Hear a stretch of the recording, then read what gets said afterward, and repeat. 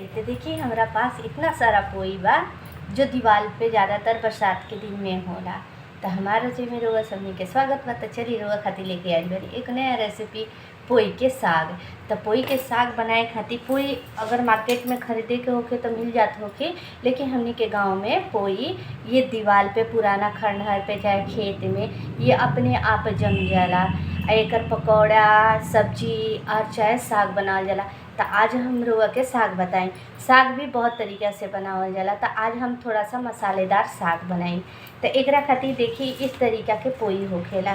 पोई के पत्ता अगर सब कोई पहचानत हुई तो अच्छा से पहचान जाई। ये पोई के पत्ता है, ये ज़्यादातर ये बेल के तरह लंबा लंबा लंबा लंबा जैसे ना कहल जाला कि ई लंबा लंबा होखेला। ई खेत में ज़्यादातर दीवार पे चढ़ के होला, जिसे लौका कोहड़ा के बेली होला न उस तरीक़ा से। तो एकरा के इस तरीक़ा से सबके तोड़ ले हम और ओकरा बाद हम बनाएं। ये ज़्यादातर खेत में भी अब पुराना घर द्वार रहेला पेड़ पे ये चढ़ के ये फैलेला। ये बेल जैसा लंबा लंबा लतर लतर जैसा होखेला। तो एकरा के ज़्यादातर पत्ता के ही ज़रूरत पड़ी। एकर ये जो मुलायम डंटी होला न ये जो मुँह पर के, तो एकरा के ऐसे तोड़ दे हम तो इहो साग बन जाई बहुत आरामी से, लेकिन मुलायम होखे के चाहिए। एकरा के ऐसे छाँट ली, जो अच्छा पत्ता हो मुलायम पत्ता बा ओकरा के छाँट ली। एकर बहुत फायदेमंद साग होखेला। जैसे फोड़ा फुंसी गांव में तो ज़्यादातर होखेला बच्चन के सियानन के बरसात के दिन में, तो ज़्यादातर एकरा के सेवन खैला से कहेला लोग, गांव के लोग या बूढ़ पुरानिया कहेला कि पोई के पत्ता में बड़ी गुण होखेला। ई खून के कमी के दूर करेला। माने बहुत सारा जैसे पालक के पतई के कहल जाला, पालक के साग के, वैसे पोई के साग के कहल जाला। तो देखिए ये तरीक़ा से सबके हम छाँट ले हम ये तरीक़ा से पूरा ये जितना बा मुलायम जो होखे ओकरा के इस तरीक़ा से तोड़ ले हम पूरा के हम छाँट लेतानी।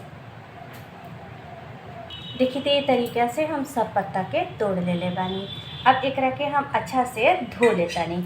एगो बर्तन में लेके अच्छा से एकरा के एक से दो बार पानी में एकरा के अच्छा से धो ली।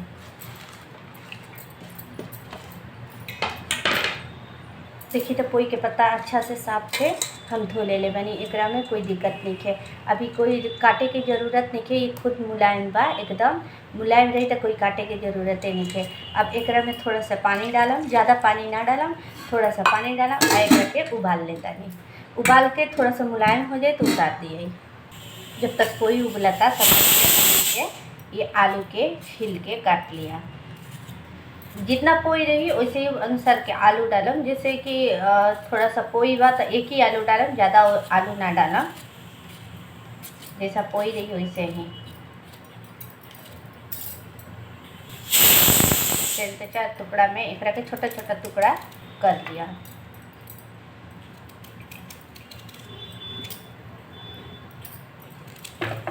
इस तरीक़ा से छोटा छोटा टुकड़ा कर ले कहीं कि पोई के हमनी के उबाल देले बन जानो कच्चा पोई ना रही। ये चलते एकरा के इतना छोटा छोटा आलू जल्दी साग में पक जाई, भूंजते खानी।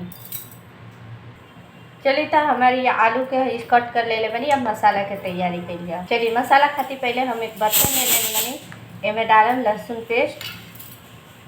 रउआ के बता दी कि अगर लहसुन पेस्ट ना होखे तो रउआ मसाला के पीस सकता नहीं। अब ए में डालम हल्दी पाउडर, धनिया पाउडर, लाल मिर्च पाउडर, जीरा पाउडर, गोलकी पाउडर और थोड़ा सा ज़्यादा में हम सरसों पाउडर डालम। सरसों पाउडर रउआ तो घर पे भी बना सकता नहीं। काला सरसों हो चाहे पीला सरसों हो, ओकरा के सुखा के धो के सुखा के पीस ली पाउडर बन जाई। अब एकरा मसाला के थोड़ा सा पानी डाल के हल्का सा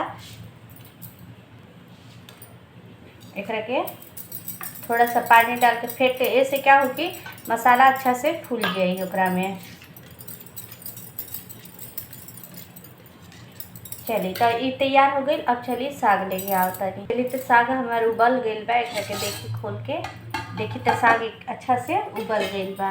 इस तरीक़ा से उबल जाए कि साग के छूना से पकल होके। देखिए तो इस तरीक़ा से गल जाए के चाहिए।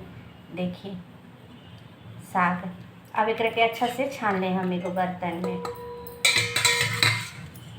पोई के साग बहुत फायदेमंद होला। अगर जी खात हो किसे ना खात हो तो ओकर तो बातें अलग रहेला, लेकिन खाए के चाहिए कोई भी साग। पहले के लोग तो यही साग पात खा के शरीर के अच्छा रखत रहे, अब तो लोग खाता। देखिए अब कितना अच्छा से इ पक गइल बा। अब एकरा के चली बनावत चल तनी। अब साग के बनाए खातिर हम कढ़ाई बिठा देले बानी। एमे डालम तेल। तेल ज़्यादा नहीं डाले के, थोड़ा सा डाले के बाद देखिए जितना तर कम तेल डाला, ज़्यादातर भूंजम हल्का सा, वो अच्छा बनी। जरूरी नहीं है कि वो जितना विटामिन ना रही उतना तेल खा के तो आदमी कोलेस्ट्रॉल बढ़ा रही, वो जरूरी नहीं है। देखिए तो ये में डाल दें केवल जीरा, जो कोई चीज़ नहीं है डाले के, केवल जीरा डाले के बाद। चलिए तो तेल गर्म हो जाए तो जीरा के डाल दें, अच्छा से ये कड़क जाए। जीरा जब कड़क जाता तो यही में डाल दें हम आलू के थोड़ा सा दे तेल में फ्राई करेंगे। चलिए तो आलू के हम तेल में भूज ले बनी। ये में डाला मसाला के भूज ले आलू के साथ। ऐसे कहो कि मसाला आराम से भूजा जाइए, एक टेस्ट आए। अब एक में भूजत रहे के बाद कि थोड़ा सा चलाओ कम आंच पे भूजे के मसाला के स्वाद अनुसार नमक डाल के। याद रहे वो नमक नहीं डाले उबाला खानी साग में, तो नमक एक में स्वाद अनुसार डाल देंगे। अब आराम से एक के भूज के पका लेवे के बाद। बरसात के दिनों में ज़्यादातर साग सूग होखेला, जितना हरा भरा साग होके, कोहड़ा के पत्ता होके, कद्दू के पत्ता होके, ये सब नेनुआ झिंगनी ये सब खैला से बहुत अच्छा रहेला। हम तो अपना से बताते हैं, ऐसे ना खा लो वाला बात बने कि खाए के चाहिए। अब अच्छा से एक के हम मसाला के भूज ले। देखिए तो हमने के मसाला अच्छा से भुजा गई बा कि तेल छोड़ देले बा। देखिए ये तरीका से मसाला भुजा गई बा। अब इनमें जो कोई तले रख ले रहे हैं हमें निकाल के डाल दें, आराम से एक के भूज दें। ये बहुत टेस्टी लगेगा, एक बार जरूर बना के खा के देखा। मैं इस साग बहुत हमारा तो अच्छा लगेगा, सब कोई के अच्छा लगेगा। गांव में तो सब कोई खाला, अब पता नहीं शहर में कोई खाला कि ना खाला कोई के साग। देखिए हमारे के गांव में ज़्यादातर ही बनेला। अब एक के ढक ले हम। चलिए तो कोई के साग देख लिया। देखिए हमारे साग बन के तैयार हो गए इस तरीके से। अब गैस के बंद कर तनी हले कर तनी निकाल के। और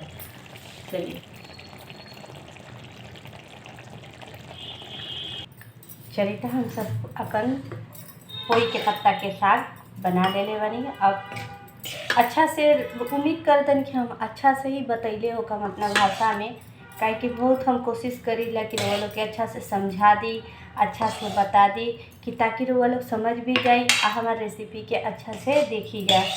देखी तो कैसन हमार बनल बा कमेंट करके जरूर बताएंगे कि पोई के पत्ता के साग कैसे बनल बा। अब बिना आलू के भी रहुआ चाहिए तो बिना आलू के भी बन सकता। एक पकौड़ा भी बहुत टेस्टी होला। आप कहियो पकौड़ा बना के रहुआ के बताएं। ऐसे तो रोज़ कभी कभी ना कभी बनिए जाला, लेकिन ज़्यादातर रहुआ के जब दिखावे के रहेला तो आराम से जैसे बच्चा ना रहत लोग तो बना के बताइएगा। तो चलिए कमेंट बॉक्स में कमेंट जरूर करम कि हमारी पोई के पत्ता के साग कैसन लगल। तो फिर आइम एक नया रेसिपी के साथ, एक मज़ेदार रेसिपी के साथ। तब तक ले सब कोई के प्रणाम।